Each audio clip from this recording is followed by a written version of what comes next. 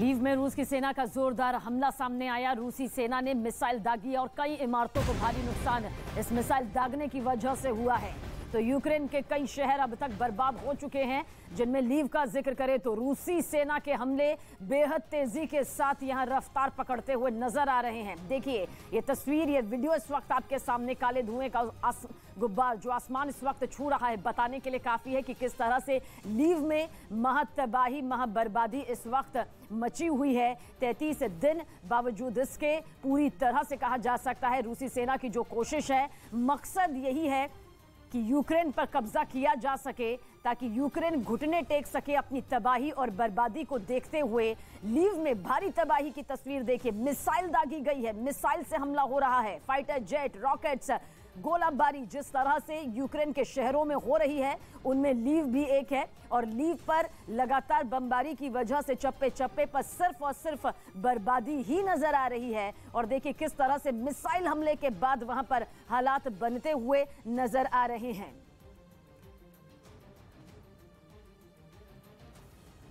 पूरा यूरोप बारूद के ढेर पर मौजूद है, कभी भी परमाणु हमले का सायरन बज सकता है। पुतिन परमाणु पनडुब्बी अटलांटिक महासागर में उतार भी चुके हैं। यूक्रेन को बार बार परमाणु हमले की धमकियां मिल रही हैं और सवाल इस बीच यही है कि इन घातक परमाणु पनडुब्बियों के निशाने पर आखिर यूरोप के कौन कौन से देश हैं।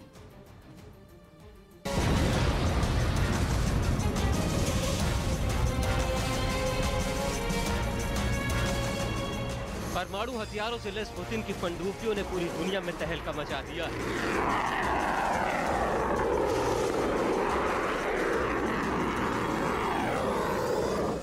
पुतिन किसी भी हद तक जाने का मूड बना चुके हैं। पुतिन का माइंड गेम शुरू हो चुका है।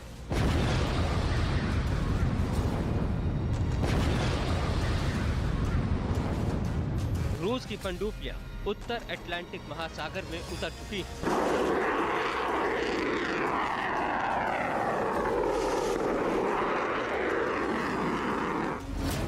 यह दुनिया में उत्तर अटलांटिक महासागर की लोकेशन जो यूरोप के देशों से बिल्कुल सटा हुआ है। अब जिस तरह पुतिन की परमाणु पनडुब्बियां यूरोप के देशों के करीब पहुंच चुकी हैं, उससे पूरी दुनिया में दहशत फैल गई है। खासकर यूरोप के देशों की सरकारों का पूरा खुफिया तंत्र सिर्फ यही पता लगाने के काम में लग गया है कि आखिर पुतिन की परमाणु हथियारों से लैस पनडुब्बियां इस वक्त यूरोप के किस देश के करीब है।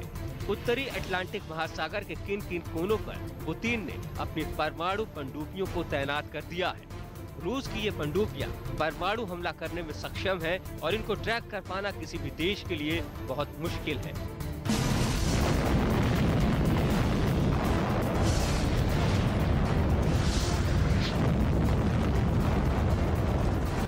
ऊपर से ये परमाणु पनडुब्बियां सामान्य पनडुब्बियों की तरह नजर आती हैं, लेकिन इन परमाणु पनडुब्बियों के अंदर न्यूक्लियर रिएक्टर लगा होता है। इस परमाणु पनडुब्बी में परमाणु ऊर्जा पैदा करने के संयंत्र लगे होते हैं। परमाणु पनडुब्बी के अंदर ही परमाणुओं का विखंडन किया जाता है और इस विखंडन से निकलने वाली ऊर्जा से बिजली पैदा की जाती है। ये परमाणु पनडुब्बियां बैलिस्टिक मिसाइलों से लैस हैं। समंदर के अंदर ये परमाणु पनडुब्बियां छिपकर दुश्मन पर हमला करने में माहिर होती है।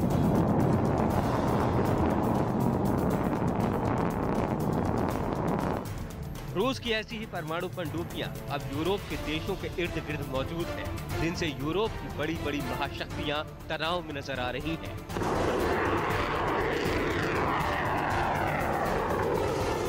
अगर आप पूरे घटनाक्रम पर गौर करेंगे तो आपको ये पता चलेगा कि कैसे यूक्रेन के साथ युद्ध में परमाणु बम के हमले की धमकियां देकर पुतिन ने अमेरिका और नेटो को दहशत में डाल रखा है। यूक्रेन युद्ध शुरू होने के पहले हफ्ते के अंदर ही पुतिन ने अपने परमाणु बलों को अलर्ट पर रख दिया था। पुतिन के इस एक्शन पर जो बाइडेन को भी बयान देना पड़ा था कि रूस माइंड गेम खेल रहा है। I don't think he is remotely contemplating using nuclear weapons, but I do think I think he is focused on trying to convince the world that he has the ability to change the dynamics in Europe in a way that he cannot. But I don't. How much of it is a cover for just saying we're just doing exercises and there's more than that. I just can't. इसके बाद 1 मार्च को बैरेंट सागर में Putin के परमाणु पनडुब्बियों का सैन्य अभ्यास देखा गया। परमाणु हमले की इन धमकियों के साथ साथ रूस की मिसाइलों ने यूक्रेन में तबाही का सिलसिला जारी रखा।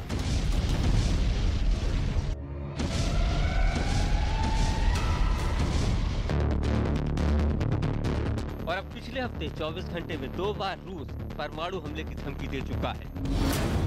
पहले क्रेमलिन के प्रवक्ता दिमित्री पेस्कोव की तरफ से कहा गया था कि अगर रूस के अस्तित्व पर खतरा आया तो परमाणु बम का इस्तेमाल करेंगे।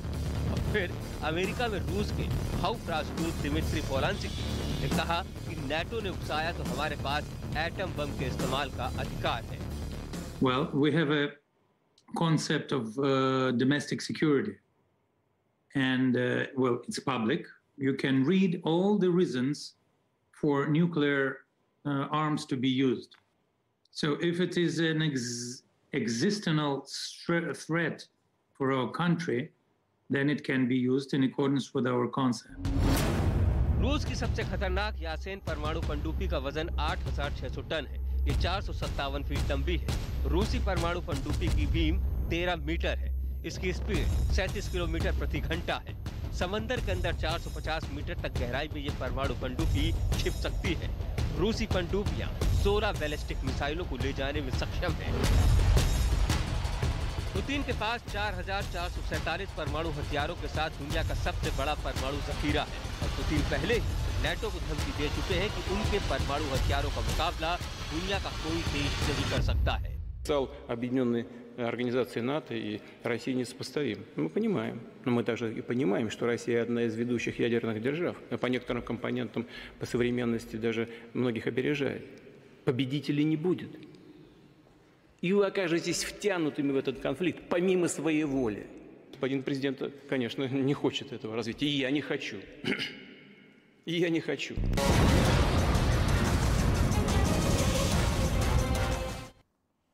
और यूक्रेन के सैन्य ठिकानों पर लगातार हमले हो रहे हैं। यूक्रेन का सैन्य ठिकाना तबाह हो गया रूसी सेना के हमले के चलते। 33 दिन और देखिए किस तरह से महायुद्ध से महाबर्बादी की तस्वीरें यूक्रेन के चप्पे चप्पे से अब तक सामने आ चुकी है। शहर के शहर बर्बाद हो चुके हैं, कुछ बर्बादी की कगार पर नजर आ रहे हैं। तो सैन्य ठिकाने पर हमला कर यूक्रेन की ताकत को तोड़ने की कोशिश रूसी सेना के जरिए पहले दिन यानी कि 24 फरवरी से की जा रही है। 24 फरवरी से शुरू हुआ ये युद्ध 33 दिन हो चुका है। बावजूद इसके देखिए किस तरह से महायुद्ध के चलते यूक्रेन अभी भी वही दर्द झेल रहा है। तबाही की वो तस्वीरें यहाँ पर सामने आ रही हैं जो कि उसकी सैन्य ताकत को कमजोर करती हुई दिखाई देती है। सैन्य ठिकाना पर रूसी सेना ने निशाना साधा जिसके बाद हमला किया और उसे नेस्तनाबूद कुछ इस तरह से रूसी सेना की ताकत करती हुई नजर आई। तो रूस और यूक्रेन का महायुद्ध अब 33वें दिन भी पहुंच चुका है। इस बीच आज से दोनों देशों के बीच में बातचीत का नया दौर शुरू होने जा रहा है जिस पर वैश्विक स्तर तक नजर टिकी हुई है। ये बातचीत तुर्की में होगी जिसमें दोनों देशों के प्रतिनिधि शामिल होंगे। खबर है कि बातचीत का ये दौर आज से 30 मार्च तक चलेगा जिसमें युद्ध विराम के तमाम पहलुओं पर बातचीत के साथ यूक्रेन की शर्त पर रूस की जो शर्तें हैं वो यूक्रेन को मानने के लिए एक दबाव के तौर पर भी नजर आएगी क्योंकि रूस कह चुका है कि यूक्रेन को हमारी शर्तों को मानना होगा जिसके बाद ही ये बातचीत सकारात्मक तौर पर सामने आ सकेगी।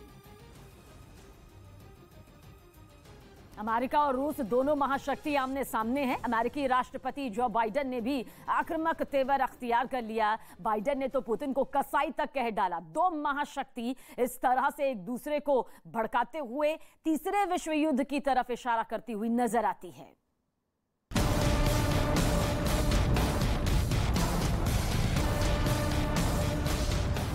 पुतिन ने ऐसे परमाणु हथियार विकसित किए हैं जो युद्ध का नतीजा बदल सकते हैं। अब अमेरिका और यूरोप की खुफिया एजेंसियां यह पता लगाने में जुट गई हैं कि क्या जिन परमाणु पनडुब्बियों को रूस ने उत्तर अटलांटिक महासागर में उतारा है उनमें परमाणु हथियार लोड किए गए हैं या फिर नहीं। पुतिन यूक्रेन के साथ इस युद्ध में पीछे हटते हुए नहीं बल्कि आक्रामक नजर आना चाहते हैं। साल 2014 में जब पुतिन ने क्रीमिया पर कब्जा किया था उस वक्त भी अपनी परमाणु पनडुब्बियों का इस्तेमाल दुनिया को ब्लैकमेल करने के लिए किया था। युद्ध के पहले दिन से ही रूस की तरफ से ये कहा जा रहा है कि अगर नाटो या अमेरिका ने उकसाया तो परमाणु हमला करने से भी नहीं चूकेंगे। लेकिन अब युद्ध के 4 हफ्ते बीत जाने के बाद बाइडेन ने पोलैंड का दौरा किया है और पुतिन को धमकाने का एक नया सिलसिला शुरू कर दिया है। You're dealing every day with Vladimir Putin. I mean, look at what he's done to these people. What does it make you think? He's a butcher.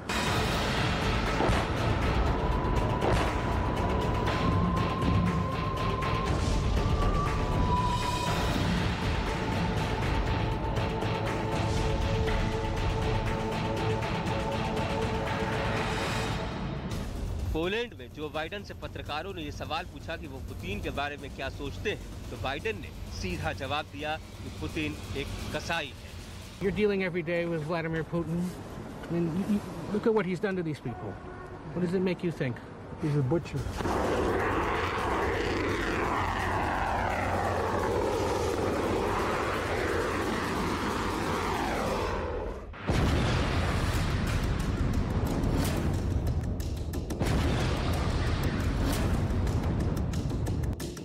Ukraine की युद्ध भूमि से बेहद नजदीक पोलैंड से ये अमेरिका के राष्ट्रपति जो बाइडेन का पुतिन को बहुत कड़ा संदेश है। पोलैंड की राजधानी वार्सा में जो बाइडेन ने आधे घंटे का भाषण दिया है। अब तक तो सिर्फ पुतिन ही धमकियां दे रहे थे, लेकिन अब जो बाइडेन ने आक्रामक रुख अख्तियार कर लिया है। 24 घंटे में 2 बार जो बाइडेन ने पोलैंड की जमीन से पुतिन को धमकाया है। सबसे पहले जो बाइडेन ने पुतिन को धमकी दी कि अगर यूक्रेन पर रासायनिक हमला किया गया तो जवाब जरूर देगा, और 24 घंटे के अंदर ही दूसरी बार बाइडेन ने पुतिन को धमकाते हुए कहा कि नाटो की जमीन पर 1 इंच भी बढ़ने के बारे में मत सोचना।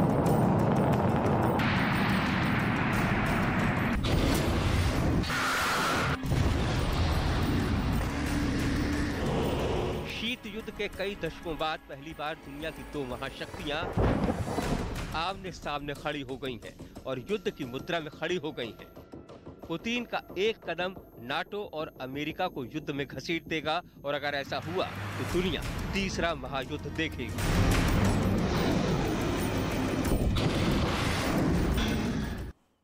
रूस और यूक्रेन की जंग होते हुए 33 दिन तक बीत चुके हैं, लेकिन अभी तक रूस के हाथ खाली हैं। लेकिन इस बीच यूक्रेन के अलग अलग शहरों में रूसी सेना की भीषण गोलाबारी जारी है। भारी नुकसान यूक्रेन इन 33 दिनों में अब तक भुगत चुका है, लेकिन अब भी महाबर्बादी का सिलसिला जारी है। रूसी सैनिकों पर चर्निव के एक शहर के 7 नागरिकों की किडनैपिंग का बड़ा आरोप लगा। दरअसल यूक्रेन का दावा है कि लोगों को विरोध से रोकने के लिए रूसी सैनिक अब आम नागरिकों को किडनैप कर रहे हैं, उनका अपहरण कर रहे हैं। तो रूस पर यह बड़ा गंभीर संगीन आरोप यूक्रेन के जरिए लगाया गया है कि जो लोग विरोध कर रहे हैं उनकी किडनैपिंग तक रूसी सेना के जरिए की जा रही है, ताकि विरोध की आग रूसी सैनिकों को झेलनी ना पड़े।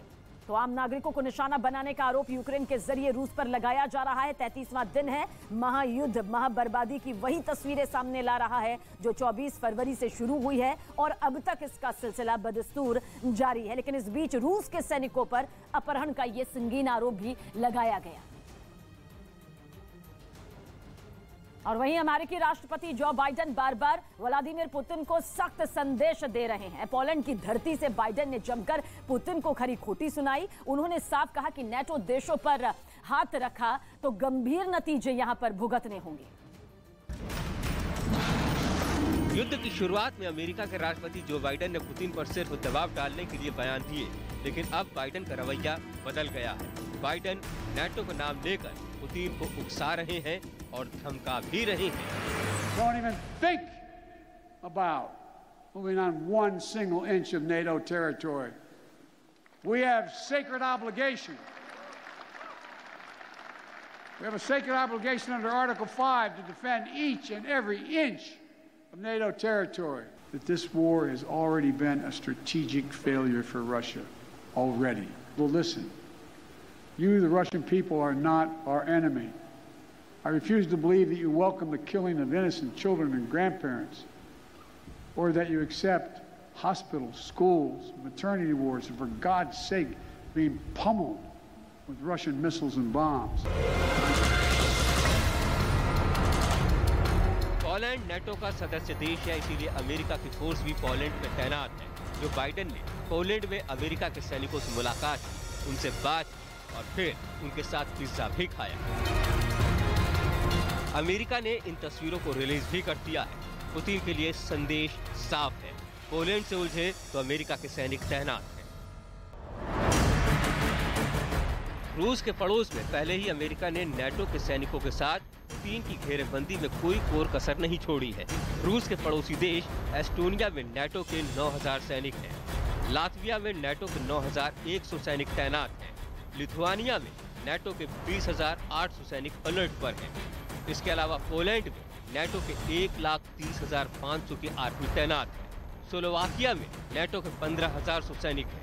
हंगरी में नाटो की 24,800 की फोर्स तैनात है। रोमानिया में 79,300 नाटो सैनिक हैं और बुल्गारिया में 26,900 नाटो सैनिक मौजूद हैं।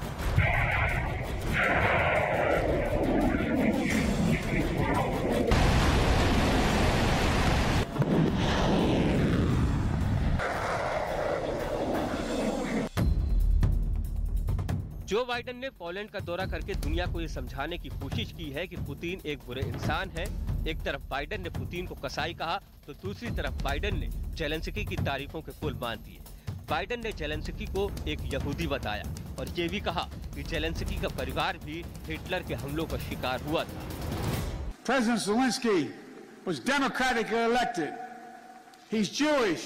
His father's family was wiped out in the Nazi Holocaust. And Putin has the audacity, like all our autocrats before him, to believe that might will make right. Joe Biden ने Poland में रूस के जख्मों पर भी जमकर नमक छिड़का है। बाइडेन ने उन पुराने दिनों को भी याद किया जब सोवियत संघ टूट गया था। 10 years later, the Soviet Union collapsed, and Poland and Central and Eastern Europe would soon be free. Nothing about that battle for freedom was simple or easy. It was a long, painful slog, fought over not days and months, but years and decades. But we emerged anew in the great battle for freedom, a battle between democracy and autocracy, between liberty and repression, between a rules-based order and one governed by brute force. In this battle, we need to be clear-eyed. This battle will not be won in days or months either. We need to steel ourselves for the long fight ahead. अब Biden ने एक बार फिर ये दावा किया है कि Putin को सत्ता छोड़नी पड़ेगी। अमेरिकी राष्ट्रपति के बयान पर रूस ने कड़ी प्रतिक्रिया दी है। रूस के राष्ट्रपति हाउस क्रेमलिन के प्रवक्ता दिमित्री पेस्कोव ने कहा कि ये बाइडेन नहीं तय करेंगे कि पुतिन कब तक सत्ता में रहेंगे। रूस की जनता ने पुतिन को राष्ट्रपति बनाया है। आगे दिमित्री पेस्कोव ने ये भी कहा कि बाइडेन के इस बयान से रूस और अमेरिका के बीच संबंध पर और गहरा असर होगा। कुल मिलाकर अब ये दोनों महाशक्तियां काम पर है, जहां किसी भी वक्त तीसरा विश्व युद्ध शुरू हो सकता है।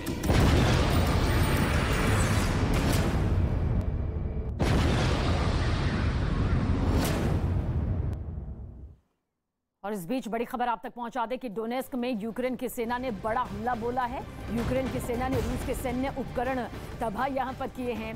तस्वीर भी आपके सामने दिखाएंगे जिसमें डोनेस्क में यूक्रेन की सेना का जोरदार हमला कुछ इस तरह से सामने आया कि रूस की सैन्य ताकत को बड़ा धक्का लगता हुआ दिखाई दिया। देखिए वीडियो आपके सामने है जिसमें आप देख रहे हैं रूस का वो सैन्य उपकरण जो कि हमले के लिए यहां पर तैयार था, लेकिन किस तरह से यूक्रेन की सेना ने निशाना साधा। पहले टारगेट में लिया, लक्ष्य रखा और उसके बाद सीधा निशाना साधते हुए इसे तबाह कर दिया। यूक्रेन का डोनेस्क है ये, जहां पर यूक्रेनी सेना का रूसी सेना के उपकरण पर यह हमला सामने आया। मारियोपोल के मेयर ने रूस पर बड़ा आरोप लगाया है। दरअसल उन्होंने कहा कि रूस जबरन लोगों को मारियोपोल से रूस भेज रहा है और अब तक 20 से 30 हजार लोगों को मारियोपोल से जबरन रूस के कब्जे वाले इलाके में भेजा गया।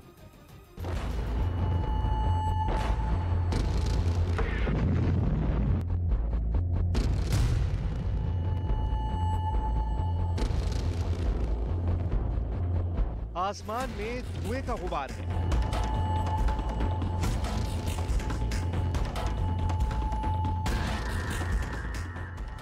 जमीन पर धमाकों से पूरा शहर छलनी हो गया है।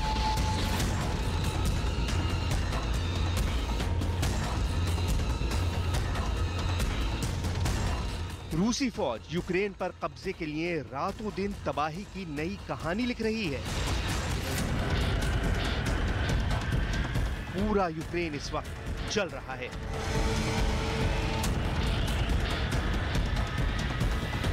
पुतिन की सैनिक लड़ाके ज़ेलेंस्की को झुकाने के लिए युद्ध की नई रणनीति पर काम कर रहे हैं। लेकिन बावजूद इसके यूक्रेन के 2 शहर जिस पर बाज की तरह पुतिन की आंखें टिकी हैं, वहां मंजर भले ही बिखरे हुए मलबे, उठते हुए धुएं, घुटती हुई सांसों का हो, लेकिन यूक्रेन के 2 शहरों ने पुतिन की नींद उड़ा दी है। इन 2 शहरों पर कब्जे की कहानी जिस दिन फिनिश होगी, महायुद्ध का अंत उसी दिन हो जाएगा।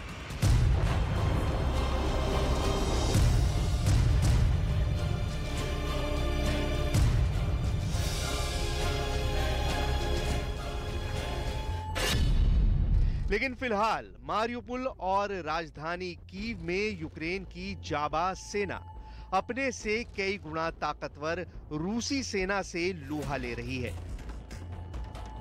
А ми чуємо це годинами, днями, тижнями. Наші люди чують це постійно. І одразу беруть дітей, допомагають старим, йдуть в укриття, у підвали, щоб врятуватись, щоб вижити. पुतिन की लाख चाहतों के बावजूद मारियुपोल और कीव पर पुतिन के कब्जे का सपना अधूरा है। लेकिन सवाल है, कीव तो राजधानी है, मारियुपोल में ऐसा क्या है जहां रूसी सेना आधिपत्य जमाने के लिए बेचैन और बेकरार है? राजधानी कीव से मारियुपोल की दूरी करीब 781 किलोमीटर है, लेकिन हालात दोनों के एक जैसे हैं। मतलब दोनों शहर रूसी फौजों को अपने ऊपर काबिज होने से रोकने में अब तक सक्षम हैं। लेकिन फिलहाल उस सवाल का जवाब तलाशते हैं जिसके पीछे मारियुपोल पर कब्जे की पुतिन की प्लानिंग है।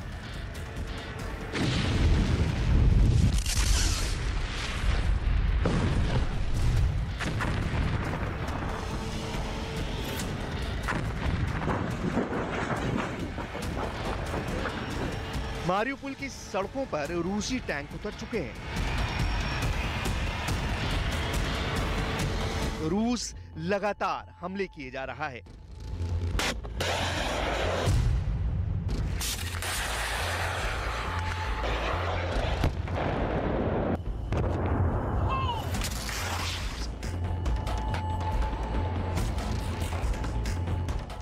रूस ने शहर में घेराबंदी कर दी है। इस घेराबंदी के बाद मारियुपोल में बिजली, पानी और गैस की सप्लाई बंद हो गई है।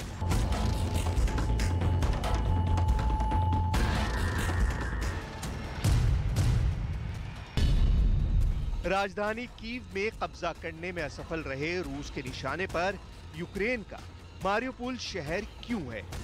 यहां कब्जा करके रूस क्या साबित करना चाहता है और इसके क्या मायने हैं? ये समझने के लिए मारियुपोल शहर को जानना होगा, इसके भूगोल और इतिहास को समझना होगा। मारियुपोल यूक्रेन का बंदरगाह शहर है।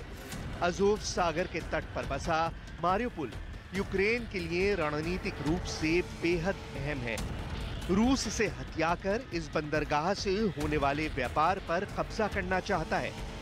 ऐसा करके रूस आर्थिक तौर पर यूक्रेन की कमर तोड़ना चाहता है।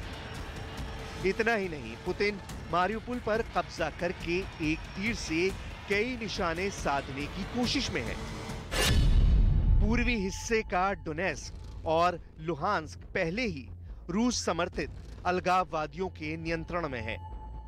अगर रूस मारियुपोल पर कब्जा कर लेता है तो वो इन दोनों क्षेत्रों और खुद के नियंत्रण वाले काराइमिया के बीच सड़क मार्ग स्थापित कर पाएगा। रूस ने 2014 में काराइमिया पर कब्जा कर लिया था।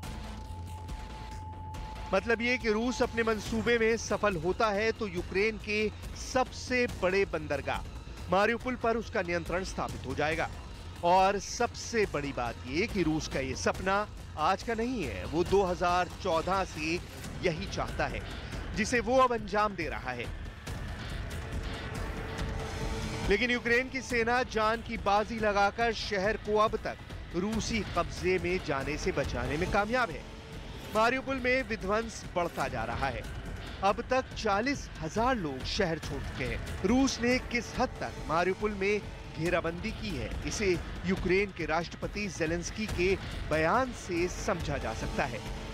Но у российских пропагандистов сегодня довольно сложная задача, ведь впервые в истории президент иностранного государства выступал в Кнессете по видеозаписи и перед народом Израиля. Президент Украины, которого в Москве обвиняют в нацизме, выступал в Кнессете перед народом Израиля. Уже один этот факт подтверждает, насколько в Москве...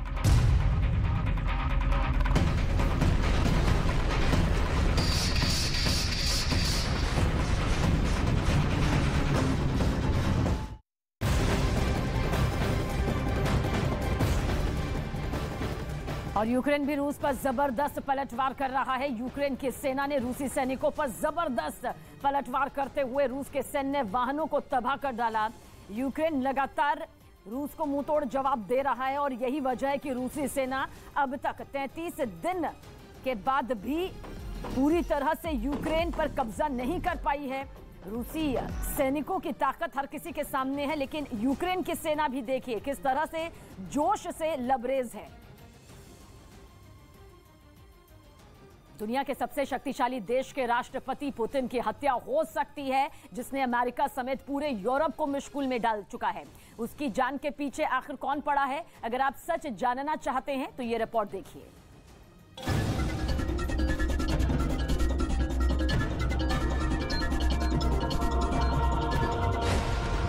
रूस के राष्ट्रपति व्लादिमीर पुतिन की जान खतरे में है।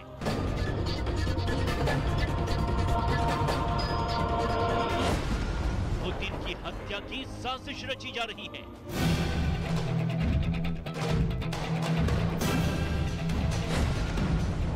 पुतिन की 24/7 सिक्योरिटी में सेंध लग चुकी है।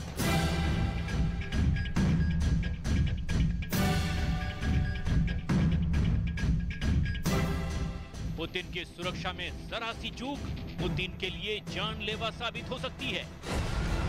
पुतिन के पीछे आखिर कौन पड़ा है? कौन लेना चाहता है पुतिन की जान? यूक्रेन वॉर से पुतिन की हत्या की साजिश का क्या कनेक्शन है? इन सवालों के जवाब हवा में तैर रहे हैं। पुतिन जैसे चाक चौबंद सुरक्षा में रहने वाले राष्ट्रपति के मर्डर की साजिश आखिर किसने रची है? क्या यूक्रेन के राष्ट्रपति ज़ेलेंस्की ने, जिसके देश को पुतिन ने तबाह और बर्बाद कर दिया है? क्या जो बाइडेन ने, जिसकी बातों को पुतिन ने हवा में उड़ा दिया है? या नेटो देशों के किसी और दूसरे बड़े नेता ने? कौन है वो जिसने पुतिन को खत्म करने का प्लान बनाया है?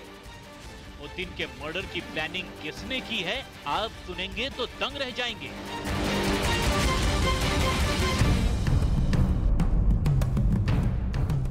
आपको भरोसा करना मुश्किल होगा कि जो पुतिन का कत्ल करने की फिराक में है वो कोई और नहीं बल्कि उनका ही परिवार है।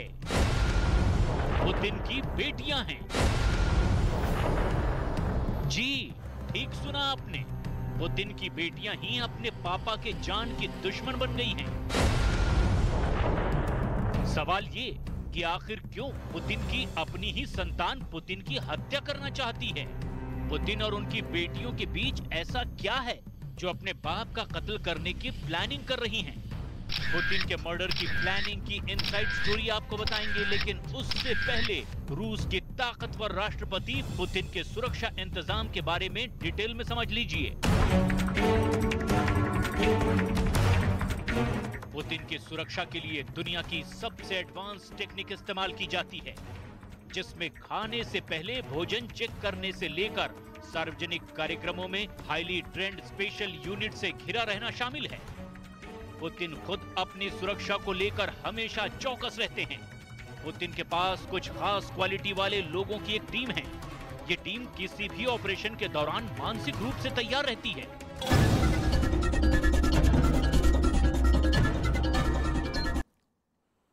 पुतिन की सुरक्षा चाक चौबंद है। पुतिन की सुरक्षा में परिंदा भी पर नहीं मार सकता। पुतिन की 4 लेयर की सुरक्षा कवच भेद पाना किसी के लिए भी आसान नहीं। पुतिन की रक्षा में शामिल सुरक्षाकर्मी एक पिस्तौल से 1 मिनट में 40 गोलियां तक दाग सकती है। पुतिन पर किसी भी हमले से पहले हमलावर को 4 लेयर वाले सुरक्षा घेरे से निपटना होगा। रूसी राष्ट्रपति जब किसी सार्वजनिक कार्यक्रम में होते हैं तो स्पेशल यूनिट की 4 लेयर के घेरे में होते हैं। इनमें से एक सेक्शन फेडरल प्रोटेक्टिव सर्विस का होता है, लेकिन 4 लेयर में से सिर्फ 1 लेयर ही लोग देख पाते हैं।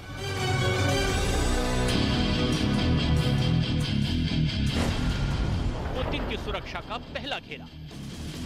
टीम की पहली लेयर के लोग हमेशा खतरे के लिए चौकन्ने रहते हैं और अक्सर बुलेट प्रूफ ब्रीफकेस अपने साथ लेकर चलते हैं। इसके अलावा उनके पास एक खास तरह का छाता होता है जो पुतिन को गोलियों से बचा सकता है।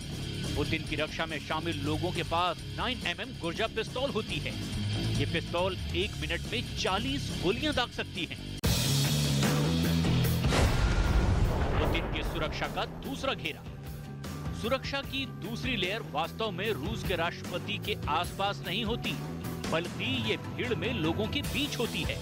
भीड़ में मौजूद इन अंडरकवर एजेंटों को किसी भी खतरे के वक्त हमले की इजाजत होती है। पुतिन की सुरक्षा का तीसरा घेरा। गार्ड का तीसरा लेयर भीड़ की परिधि के भीतर ही मौजूद होता है। और पुतिन की सुरक्षा का चौथा घेरा। चौथी लेयर छतों पर स्नाइपर्स के तौर पर तैनात होती है। स्नाइपर्स का काम छतों से किसी भी खतरे से निपटना होता है। इसके अलावा अगर पुतिन की सुरक्षा में ये चारों लेयर चूक जाते हैं तो एक बख्तरबंद कार भी मौजूद होती है। ये कार हथियारों से लोड होती है।